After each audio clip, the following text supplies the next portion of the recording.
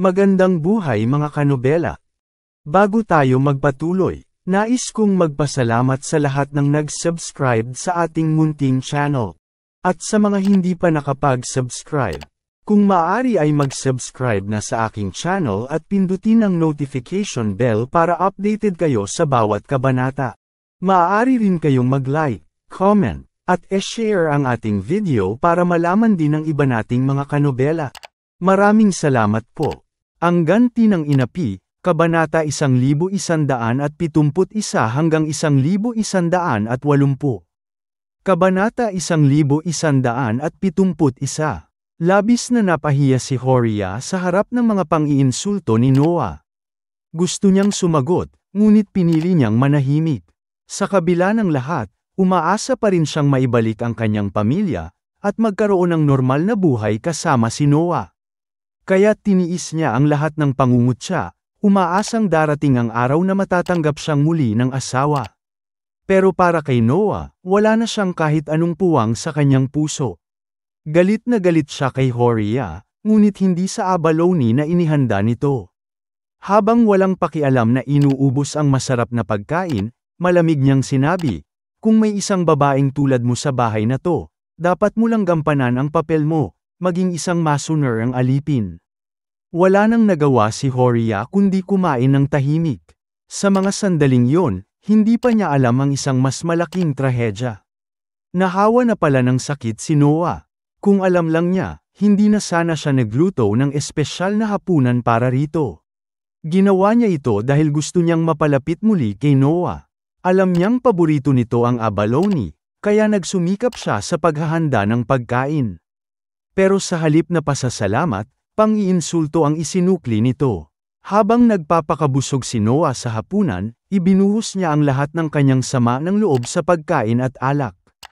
"Tangina, kahit pagkain na lang, hindi ako magpapatalo."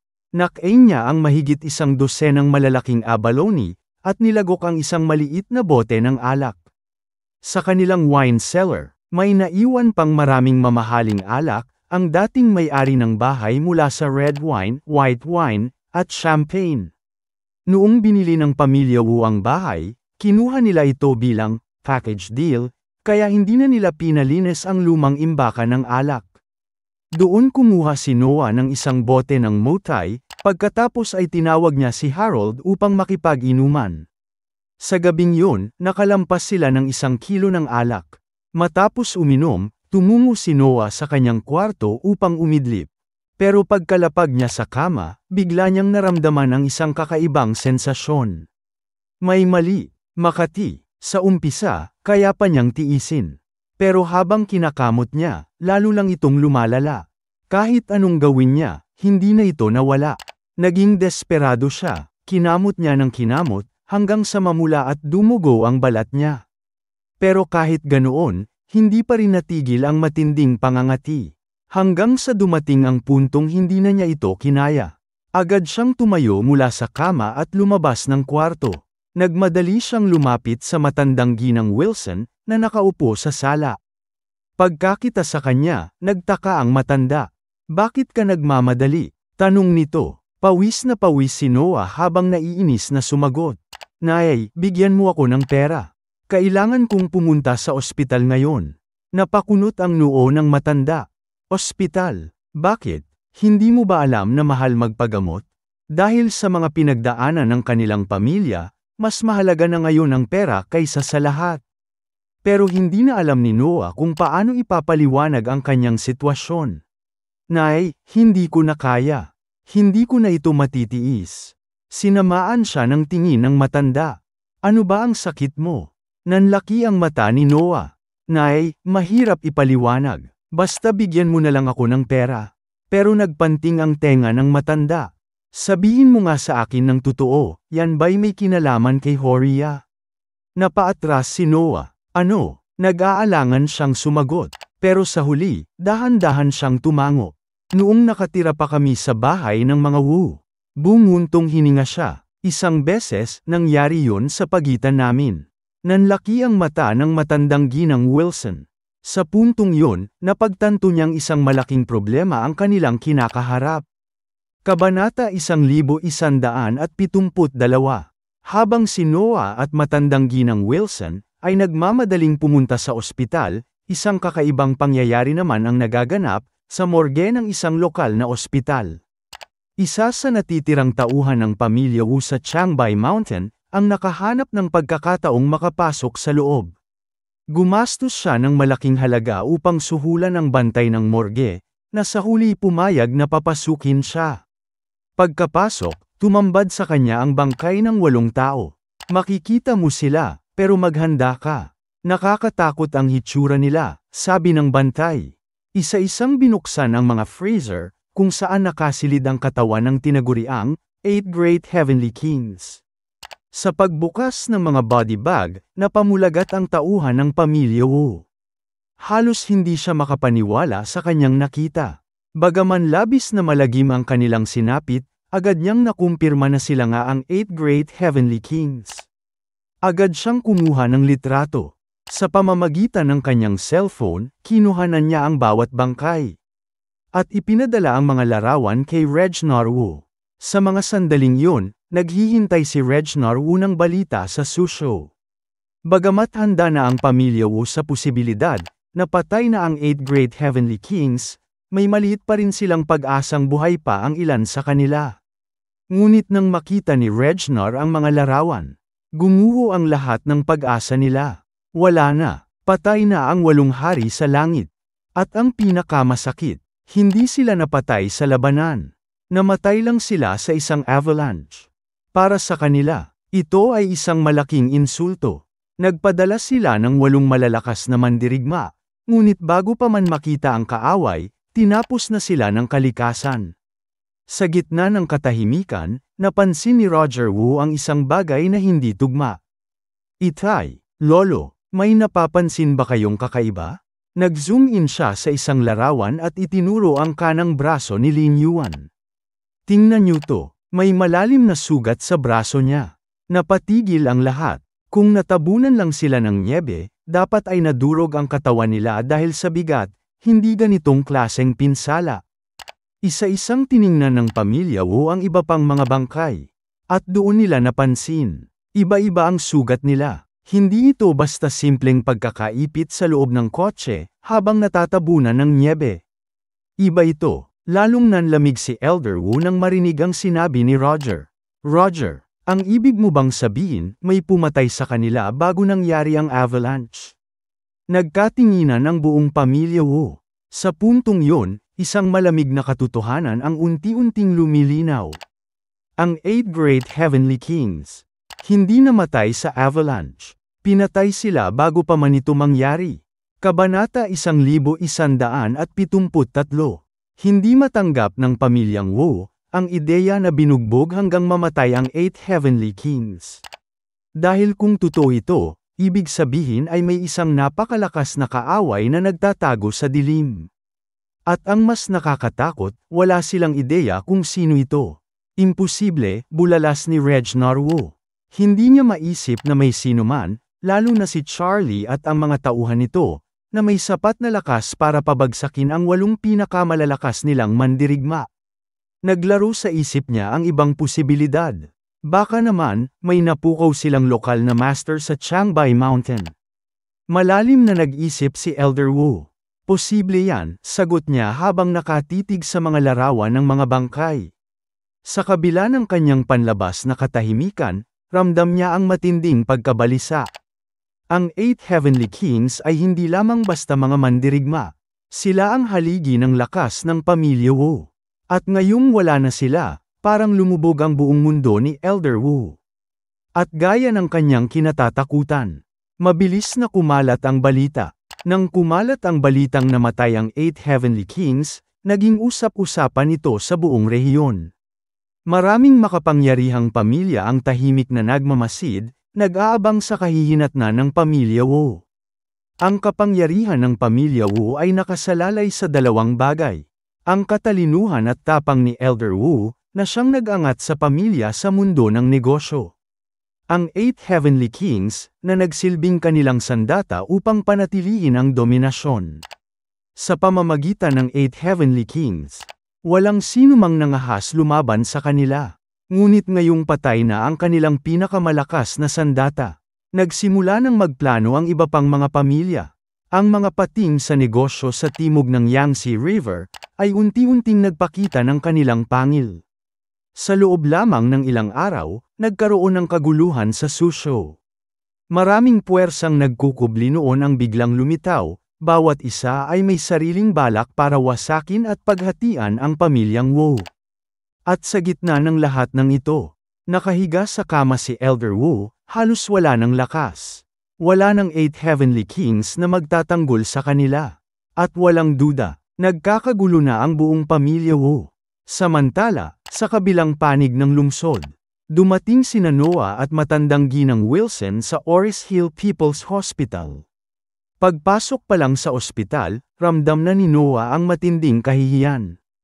Lihim niyang ibinaba ang kanyang sombrero, at tahimik na tinawagan ang departamento ng andrology. Ang masaklap, may kasamang matandang ginang, na sobrang daldal at walang hiya. Nay, dito ka na lang sa labas, ako na ang bahala, mahinang bulong ni Noah. Pero tumayo ng matikas si matandang ginang Wilson. Bakit? Ano bang ikinahihiya mo? Sagot nito. Kasi, nag-alinlangan si Noah. Hindi niya maisip kung paano ipapaliwanag sa kanyang ina, ang problema sa kanyang pagkalalaki. Pero hindi siya pinakinggan ng matanda. Ano, itatago mo pa to sa akin?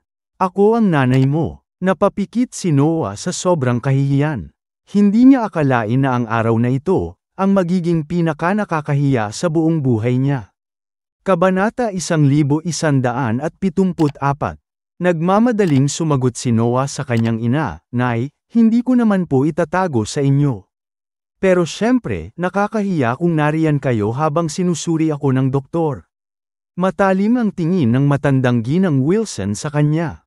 Basta lahat ng inspeksyon at resulta, ipapakita mo sa akin. Kung may itinago ka, hindi kita mapapatawad.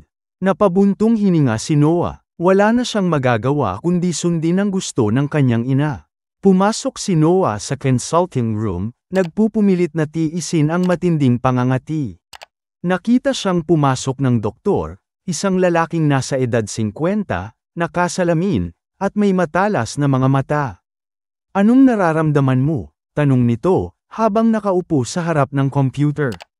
Nagmamadaling sumagot si Noah, Doktor, palagi akong nakakaramdam ng matinding pangangati sa lugar ko.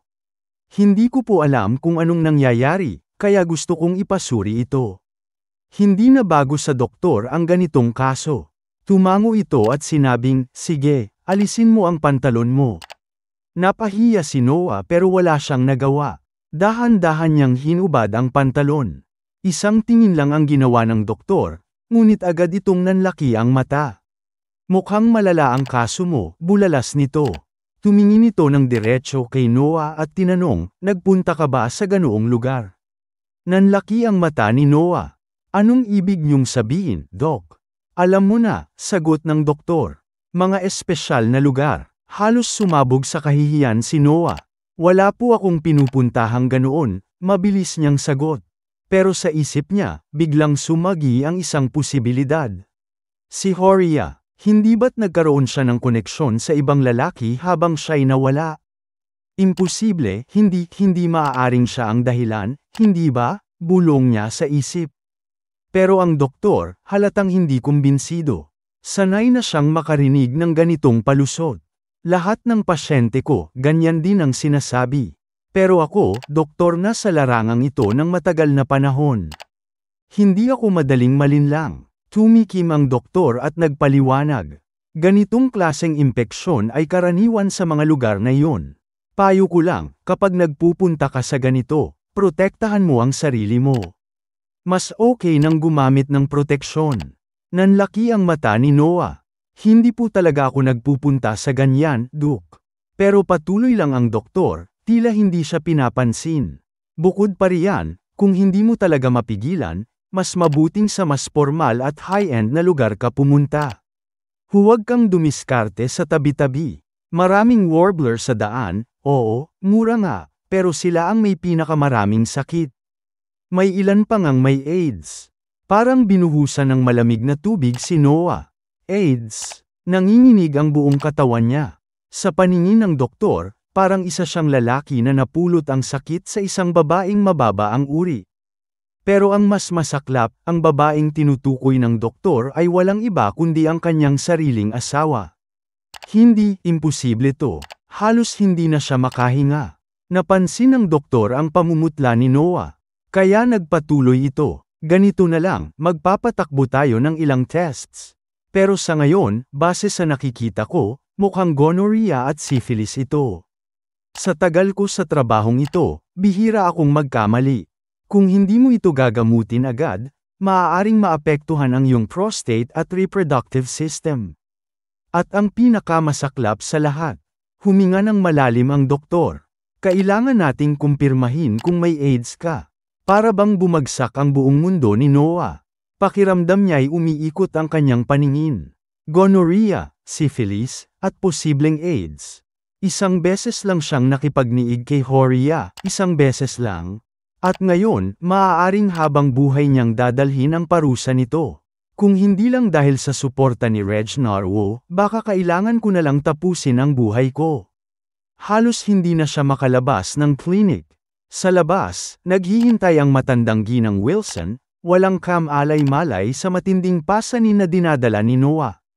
Kabanata 1175. Lumabas si Noah mula sa ward ng ospital, bitbit ang mga test application forms. Halata sa kanyang mukha ang matinding kaba at takot. Nanginginig ang kanyang mga kamay habang mahigpit na hawak ang mga papel na magdidikta sa kanyang kapalaran. Sa di kalayuan, nagmamadaling lumapit ang kanyang ina, si matandang ginang Wilson, na halatang balisa. Anong sabi ng doktor? Gaano ka seryoso? May lunas pa ba?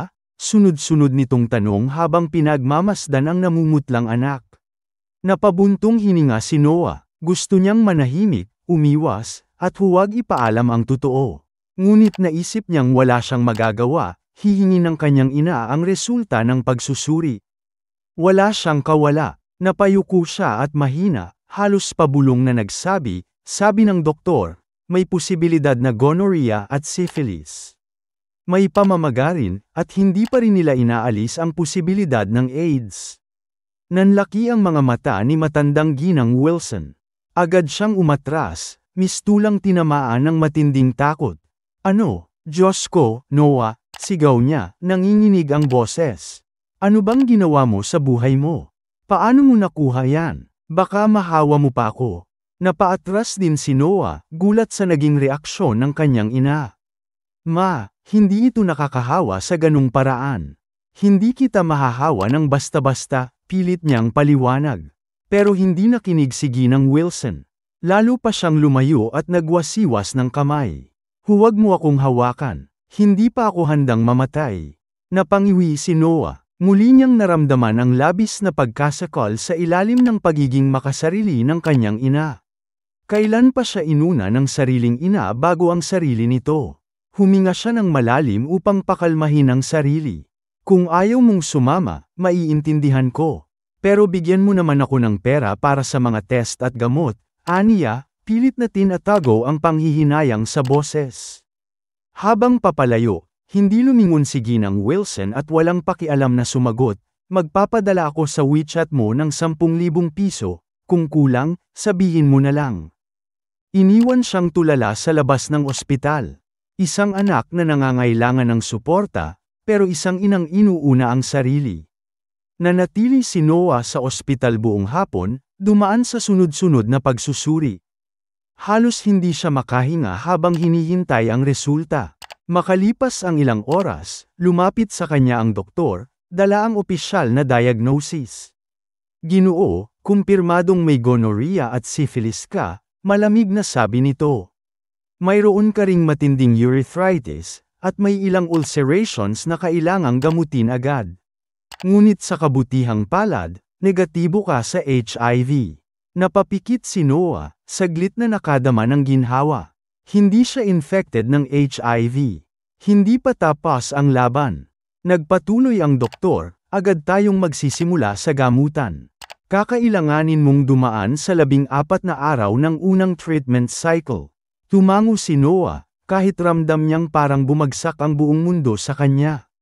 Isang pagkakamali, isang maling desisyon, at ngayon, haharapin niya ang masakit na katotohanan. Habang iniisip ang lahat ng nangyari, isang bagay lang ang sigurado siya. Hindi niya hahayaang matapos ng ganito ang kanyang buhay. Kabanata 1176. Sa loob ng susunod na 14 na araw, kailangang bumalik ni Noah sa ospital araw-araw upang sumailalim sa gamutan.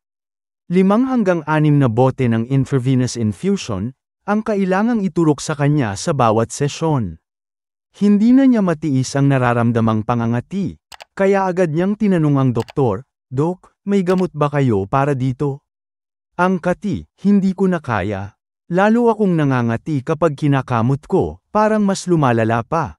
Tumingin sa kanya ang doktor at malamig na sumagot. Normal lang na makati ang ganitong klase ng impeksyon. May ulceration, pamamaga, at nana sa napakasensitibong bahagi ng katawan mo. Pero huwag kang mag-alala, may gamot tayong pampigil ng pangangati. Bahagyang nakahinga ng maluwag si Noah. Ngunit nang marinig niya ang kasunod na bilin ng doktor, agad siyang nanlumo. Simula ngayon, bawal sa iyo ang pagkaing dagat, maanghang na pagkain, alak, at paninigarilyo. Kung hindi, lalo lang lalala ang kondisyon mo. Nanlaki ang mga mata ni Noah. "Dok, kumain ako ng mahigit 20 abalance kaninang tanghali at uminom ako ng halos 1 bote ng Mautay.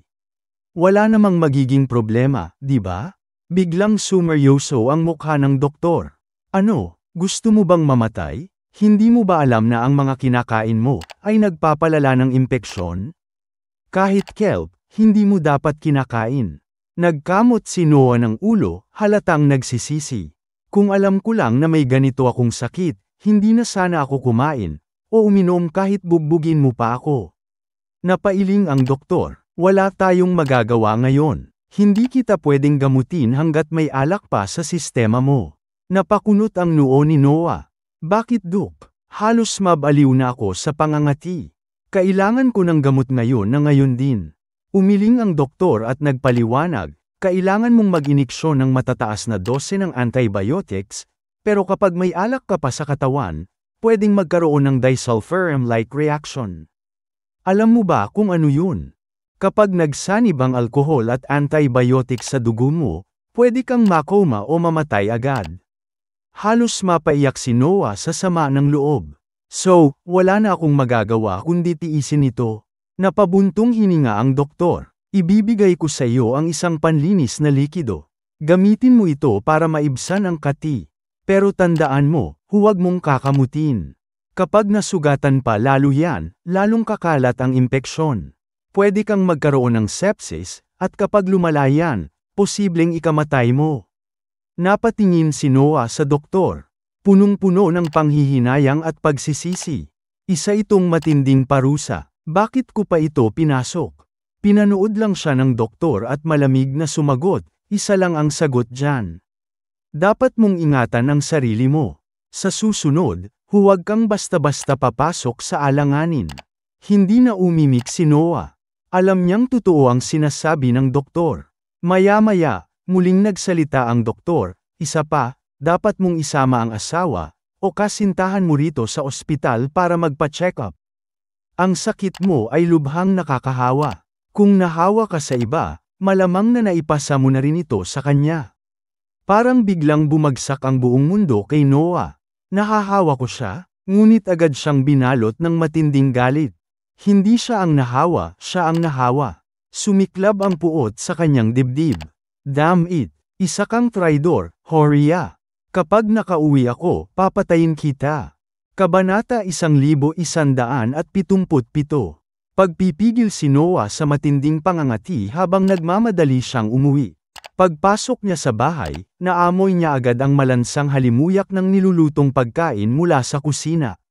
Nakita niyang abala si Horia sa pagluluto ng hapunan, may suot pang apron habang inihahanda ang pagkain sa mesa. Nang tanghali, napansin ni Horia kung gaano kahilig si Noah sa abalone na inihanda niya, kaya naisip niyang pasayahin muli ito sa hapunan. Habang nasa labas si Noah kasama si Lady Wilson, pumunta siya sa palengke at bumili ng isang malaking king crab, ang paboritong pagkain ni Noah. Alam niyang hindi ito mura, lalo pat nagkakahalaga ito ng higit sa 2,000 piso. Wala namang pera si Horia, kaya't nag-isip siya ng paraan. Kinuha niya ang isang mamahaling imported na cooking machine mula sa kusina at ibinente ito. Habang nasa daan, nakahanap siya ng pagkakataon na ibenta rin ang 2 bote ng Moutai mula sa kanilang underground wine cellar, na nagkakahalaga ng 20,000. Plano niyang gamitin ang natirang pera para sa pagpapagamot at isang lihim na pagpapalaglag sa ospital kinabukasan. Pag-uwi ni Lady Wilson, hindi man lang siya nagtanong tungkol sa perang ginastos ni Horia. Abala ito sa pagbili ng disinfectant at agad na naglinis ng buong bahay, lalo na ang kanyang silid, banyo, at terrace. Kahit natanggap na niya ang ulat na negatibo sa AIDS si Noah, hindi pa rin siya mapakali, kaya't pinunasan niya ng alak ang lahat ng bagay na maaaring nahawakan nito. Pagpasok ni Noah sa bahay, halatang hindi maganda ang kanyang pakiramdam. Ngunit sa halip na alalahanin ang kanyang kondisyon, mas tumatak sa kanya ang amoy ng nilutong alimango. Nagtataka siya, ngunit bago pa man siya makapagtanong, lumapit si Horia ng may ngiti. Asawa ko, bumalik ka na. Niluto ko ang paborito mong king crab. Gusto mo bang uminom ng Moutai habang kumakain? Masayang sabi ni Horia. Ngunit sa halip na matuwa, biglang sumabog ang galit ni Noah. Naalala niya ang sakit na dulot ng ginawa sa kanya ni Horia. Sa tanghali, pakiramdam niya ay niloko siya nito. Sa gabi naman, gusto pa siyang pakainin ng seafood at painumin ng alak. At higit sa lahat, hindi pa siya nakakapaglabas ng sama ng loob, sa katotohanang nahawaan siya nito ng sakit. Hindi na napigilan ni Noah ang kanyang emosyon. Sa isang iglap, lumapit siya at malakas na sinampal si Horia, dahilan upang bumagsak ito sa sahig. Hayop kang babae ka. Nahawaan mo ako ng sakit. Tapos pakakainin mo pa ako ng seafood? Gusto mo ba akong patayin? Sigaw niya habang patuloy na sinasalubong ng sampal ang mukha ng babae. Napasigaw si Horia habang pilit niyang iniwasan ang galit na si Noah. Rinig sa buong bahay ang ingay ng kanilang sigawan. Agad na lumabas mula sa kani-kanilang kwarto sina Harold at Wendy, nagulat sa kaguluhang nagaganap. Tay, ano na naman to? Hindi ba't hiwalay na kayo ni nanay? Bakit kayo nag-aaway na naman? Sigaw ni Harold. Oo nga, Tay, sabi naman ni Wendy, nag-aalalang tumingin sa kanyang ina. Sinabi na sa inyo ni Mr. Wu na huwag kayong mag-away, paano kung malaman niya ito? Ngunit tila hindi naririnig ni Noah ang kanilang mga sinasabi. Patuloy niyang sinisigawan si Horia. Kahit si Mr. Wu pa ang humarang sa akin, hindi niya ako mapipigilan. Dapat lang siyang bugbugin, galit niyang sigaw. Nagpumiglas si Horia, pilit ipinagtatanggol ang sarili. Asawa ko, hindi ko alam na may sakit ka. Kung alam ko lang, hinding-hindi kita ipagluluto ng seafood, umiiyak niyang sabi. Ngunit lalong sumiklab ang galit ni Noah. Hindi mo alam? Hindi mo ba alam na may sakit ka? Ikaw mismo ang nahawa, tapos sasabihin mong hindi ko sinasadya? Nang marinig ito ni Harold at Wendy, bigla silang nanlamig. Doon nila napagtanto ang katotohanan, na nahawahan ng venereal disease, si Noah mula kay Horia. Nagtinginan ang magkapatid, parehong namutla sa hiya. Alam nila kung saan nanggaling ang sakit ni Horia, at kung paano ito nauwi sa ganitong trahedya. Kabanata 1178. Habang nagaganap ang insidente, pakiramdam ni Harold ay parang may nagbabagang apoy sa kanyang mukha. Napahiya siya sa sitwasyon, hindi makapaniwala sa nakikita niyang eksena. Samantala, si Wendy naman ay tila nawala ng lakas, hindi alam kung dapat ba siyang makialam o hayaan na lang ang nangyayari. Isa itong trahedya ng pamilya, isang bangungot na hindi nila inakalang darating. Si Noah, tuluyan ang natangay ng kanyang matinding galit. Hinawakan niya ang ulo ni Horia at walang habas na pinalo ito. Walang tigil siyang nagpakawala ng mga suntok at sampal, hanggang sa tuluyang mawala ng malay si Horia. Nang mga oras na yon, kabababa lang ni matandang ginang Wilson mula sa itaas, matapos niyang tapusin ang pagdidisimpekta ng kanyang silid. Ngunit pagdating niya sa eksena, nanlaki ang kanyang mga mata sa pagkagulat. Agad niyang pinagalitan si Noah. Ano ka ba, Noah? Paano mo siya nabugbog ng ganito? Baka napatay mo na siya, sigaw niya. Hingal na hingal si Noah, nanginginig pa ang kanyang mga kamay sa galit. Nay, niloko ako ng babaeng yan. Hindi ko siya mapatawad, sagot niya, puno ng sama ng loob. Napailing si matandang ginang Wilson. Pwede mo siyang parusahan, pero hindi sa ganitong paraan. Paano kung malaman ni Mr. Wu? Baka sisihin ka niya at itakwil ang ating pamilya. Biglang napagtanto ni Harold ang sitwasyon. Bumulong siya sa kanyang ama, tama si Lola, Thay. Kung malaman ni Mr. Wu na ganito tayo, baka bawiin niya ang lahat ng na-invest niya sa atin. Kapag nangyari yun, saan tayo pupulutin? Muli tayong maghihirap. Nagdilim ang mukha ni Noah. Ang katotohanang maaaring mawala sa kanila, ang suporta ni Mr. Wu, ay isang bagay na hindi niya kayang sikmurain. Matapos mag-isip sandali, napabuntong hininga siya at sinabi, sige, tumawag kayo ng ambulansya. Dalhin siya sa ospital. Wala na akong pakialam kung ano pa ang mangyari sa kanya. Agad na isinugod si Horia sa ospital. Sa kabutihang palad, nailigtas siya at unti-unting bumuti ang kanyang kalagayan, matapos ang gabing iyon. Samantala, natanggap ni Reginald Wu ang ulat mula sa kanyang assistant, tungkol sa kaguluhang nangyari sa pamilya Wilson. Habang pinakikinggan ito, naramdaman niyang nanginginig siya sa galit at pagkadismaya. Ang pamilya Wilson, sila na yata ang pinakamadumi, pinakawalang hiya, at pinakakatanga sa lahat ng pamilyang nakilala ko, bulong niya sa sarili. Hindi siya makapaniwala na 5 miyembro ng isang pamilya ay walang ginawa kundi pababain ng pababain ang kanilang reputasyon. Ang bawat aksyon nila ay tila pagpapakita ng kanilang kawalang kwenta. Mas ikinabahala pa ni Reginald ang isa pang katotohanan, sa kabila ng lahat ng kanyang pagsisikap, hindi pa rin niya matalo si Charlie. Gumamit na siya ng iba't ibang paraan, mula sa mga kasunduan sa negosyo, hanggang sa pagpapadala ng mga mandirigmang kilala bilang 8 Heavenly Kings, ngunit lahat ng ito'y nauwi sa kabiguan. Ang 8 Heavenly Kings, lahat sila'y patay na. Ang pamilya Wilson, kahit gaano sila kawalang hiya, buhay pa rin sila. Samantala, dahil sa mga problemang kinakaharap ng pamilya Wu, bumagsak na ng husto ang kanilang negosyo. Ang kanilang market value, na dati higit sa 200 bilyon, ngayon ay bumagsak na sa mas mababa sa 100 bilyon. Dahil dito, hindi na nila kayang tapatan ang pamilya Song sa yaman at kapangyarihan. Mas masakit pa, unti-unti na silang nawawala ng impluwensya sa kanilang rehiyon.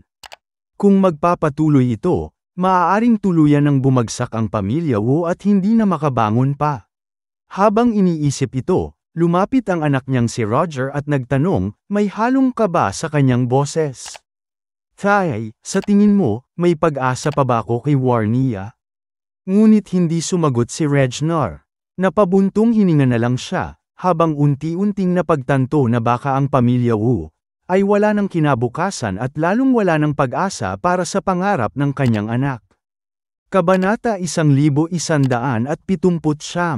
Nang marinig ni Reginald ang tanong ng kanyang anak, biglang bumigat ang kanyang pakiramdam. Noon, nang nasa rurok ng kapangyarihan ang pamilya Wu, inakala niyang isang karangalan para sa pamilya Song, kung pakakasalan ni Warnia ang kanyang anak. Ngunit ngayon, hindi na niya magawang isipin ang parehong bagay. Hindi lang bumagsak ang pamilya Wu, ang kanilang reputasyon ay ganap ng nadungisan. At higit pa rito, hindi pa rin nila maintindihan kung paano namatay ang 8 Heavenly Kings sa Changbai Mountain. Paano may kukumpara ang pamilya Wu sa pamilya Song sa kasalukuyang panahon? Unti-unting nawala ang pag-asang mapasok ni Roger, ang pamilya Song bilang manugang. Nakakapanghinayang, lalo na dahil mukhang hindi pa rin ito nauunawaan ng kanyang anak.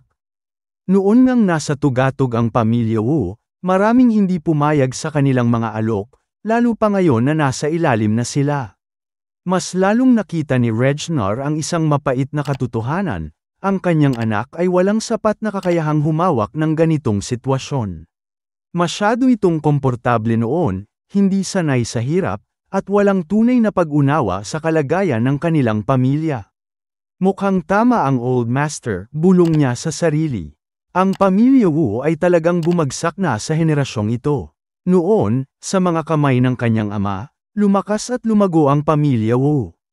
Ngunit sa kanyang pamumuno, ang kanilang imperyo ay unti-unting bumagsak. At kung darating ang araw na ipapasa niya ito kay Roger, baka tuluyan ang maging isang third-rate na pamilya ang Wu. Napabuntong hininga siya bago sinabi sa anak, hindi ito ang tamang panahon para isipin ang pag-ibig.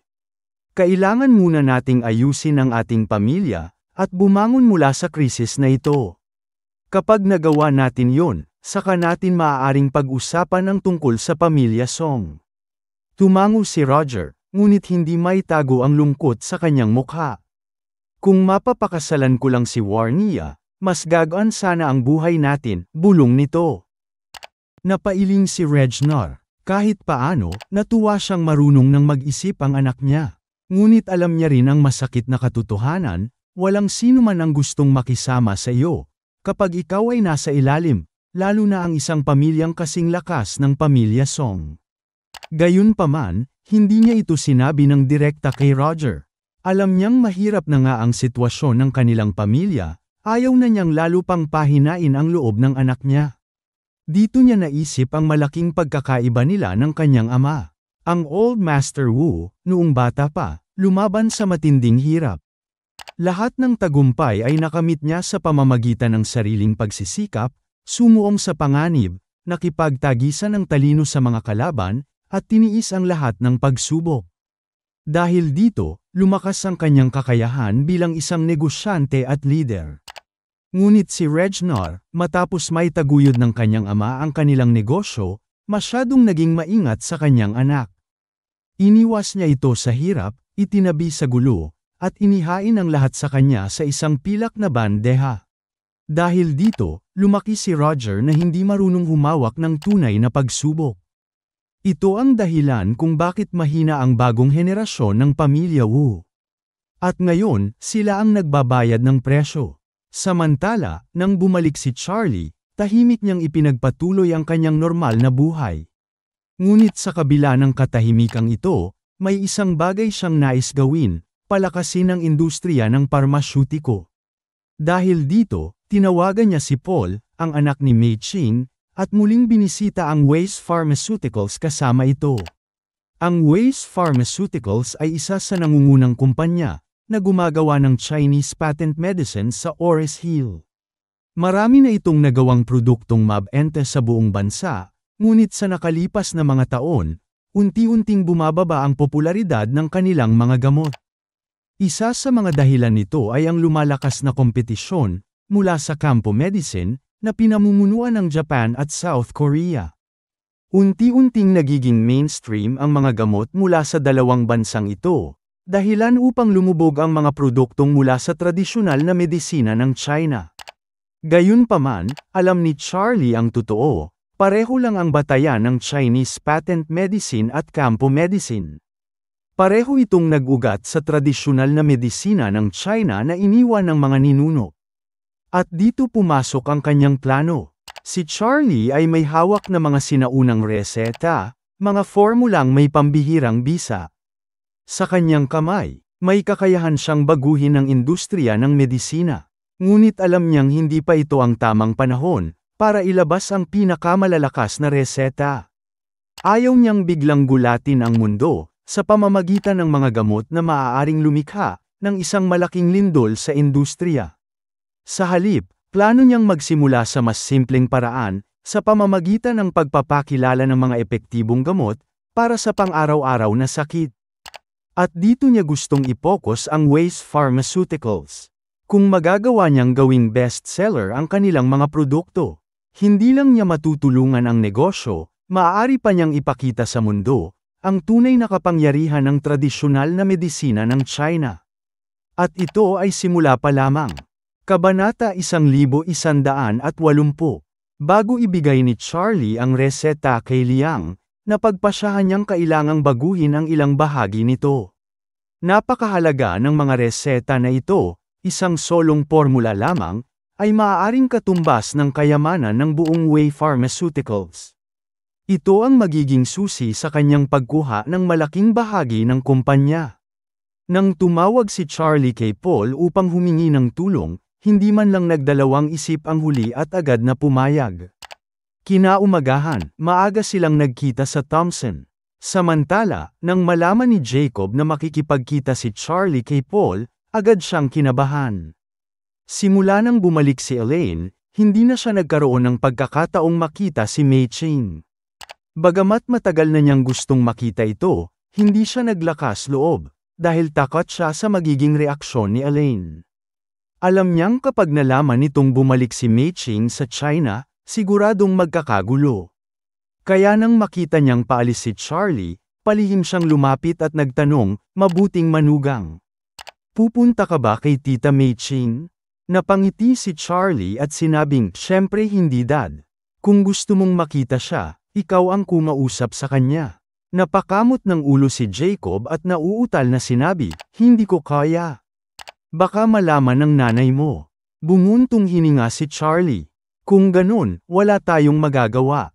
Ngunit hindi sumuko si Jacob at nagmakaawa, mabuting manugang, baka naman pwede mong iset up ang isang pagkakataon, para magkita kami? Umiling si Charlie, pwede naman, pero paano kung malaman ni Mom? Siguradong magagalit siya. Agad na sumagot si Jacob, huwag mo nang sabihin sa kanya. Dapat nating itago ito. Sa puntong ito, biglang tumunog ang cellphone ni Charlie, si Paul ang tumatawag. Dahil gusto na niyang tapusin ang usapan nila ng biyenan niya, agad siyang nagpaalam, Itay, kailangan ko nang umalis. Dumating na si Paul para sunduin ako. Pagkatapos noon, mabilis siyang lumabas ng bahay, bago pa makapagsalita ulit si Jacob. Sa labas ng Thompson, isang Rolls-Royce ang naghihintay. Nang makita siyang lumabas, agad na bumaba si Paul at magalang na sinabi, Mr. Wade, nandito na po ako. Tumango si Charlie, binuksan ang pinto ng kotse, at umupo sa loob. Napansin niyang nakasuot ng formal na suit si Paul, hindi basta-bastang damit, kundi gawa ng isang high-end na designer o sastra. Malinaw na pinapahalagahan nito ang propesyonalismo sa kanilang negosyo. Habang umaandar ang sasakyan, tinanong ni Paul, Mr. Wade, anong klaseng transaksyon ang gagawin natin sa Wei Pharmaceuticals ngayon? Malamig ngunit kalmadong sumagot si Charlie, ibibigay nila sa akin ang 80% ng shares ng kumpanya. Nagulat si Paul, 80%, malaking bahagi yun. Ano ang presyo ng pagbili? Walang pakialam na sagot ni Charlie, hindi ko kailangang gumastos ng kahit 1 sentimos. Sa halip, bibigyan ko sila ng ilang reseta. Nanlaki ang mata ni Paul sa hindi makapaniwalang sagot ni Charlie. Ano, hindi mo kailangang magbayad ng pera? Bibigyan mo lang sila ng mga reseta at ibibigay nila sa iyo ang 80% ng kanilang kumpanya. Pero ang halaga ng Wei Pharmaceuticals ay nasa $1 bilyong. Anong klaseng reseta ang ibibigay mo? Ngumiti si Charlie at kalmadong sinabi, Trust me, mas mahalaga ang reseta ko kaysa sa buong pharmaceutical company nila.